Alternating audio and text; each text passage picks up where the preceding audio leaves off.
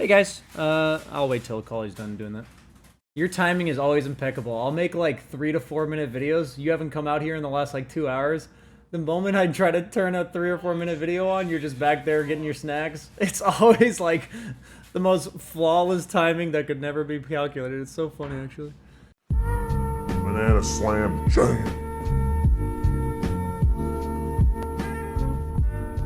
Hello, everybody. So this is going to be a quick itemization video. It's going to be basic, but I want you to think about more so, rather than applying it to Axe specifically, apply it to the way you think about Dota and itemization in general. So I think every hero in the game has, to some extent, an ideal item build. Meaning that if you wanted to utilize the hero's kit in the most ideal way, they would build a specific set of items, right? If you think about it to yourself, your favorite heroes that you like to play, you'd be like, if I could build the same items every game and they were perfect, what would I buy? And I think this is important to understand, because if you think about itemization that way on a lot of these heroes, then all you have to do is think, okay, what are the parameters? What is the situation, the type of game where that will work? Not only will that help you with drafting the hero, but it also comes down to all you have to do is be like, okay, this is what I normally buy. This is what I would like to buy. Then if that isn't going to work, why? And then what item would address that problem? This is the step-by-step I want you to think about, and we're going to provide you with a specific example. So in this specific example, we're talking about Axe. So I'd say in an ideal world, Axe buys a Vanguard. Like, beginning of the game, he buys a Vanguard. Why? Why does Axe buy a Vanguard? Because it allows him to farm creeps, tank creeps, and he can get to his blink pretty fast because he's like tanking lane creeps while he's cutting, he's tanking jungle creeps while he's cutting. And in this game, instead of that Vanguard, I elected to go for a Hood of Defiance. It's because Vanguard technically doesn't do very much in terms of like survivability against the heroes I see on the opponent team. But I want an item, if possible, that would allow me to do the same thing, because I did have a good start, but is better against their lineup. So it's a health regen item, and it's good against magic damage. So I went Hood instead of Vanguard.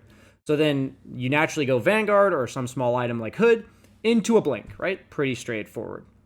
So I would say after that, the ideal way to build would be, so first and foremost, to be clear, Vanguard and Hood are like farming items on Axe because they allow you to be much more aggressive. They allow you to be survivable while you're just cutting creeps while you're farming.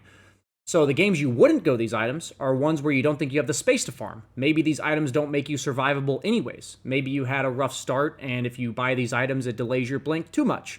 So that's something to think about. Like, I bought this item because I want to farm. Maybe I don't have time to farm if I'm an offlaner. These are the things that you want to think about. Why you bought the item, what's it do for you, etc. So I told you why I went for a different version of Vanguard, but there are going to be some games where you just go straight phase blink. So that's an interesting way, or like, Brown Boots blink even. It's just a way to think about it there. But the next question after I buy the blink is assumed, right? Blink on Axe is like Battle Fury on Anti-Mage. You pretty much go at 99% of games, right?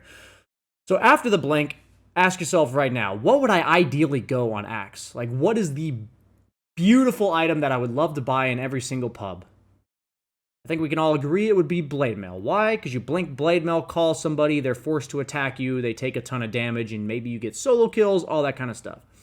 So then I have to ask myself, if I blink Blade Mail, call them, how good is that, right? How good of a spell is that? Or like, how good of a combination is that?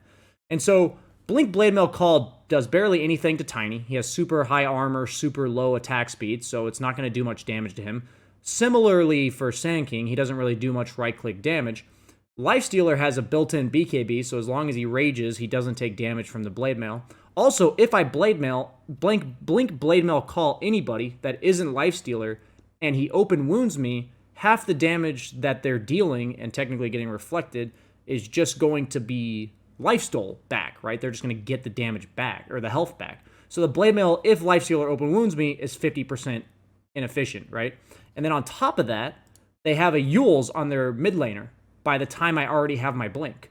So all these things combined, first off, there's like three bad targets, the Sand King, Tiny, as well as the Lifestealer.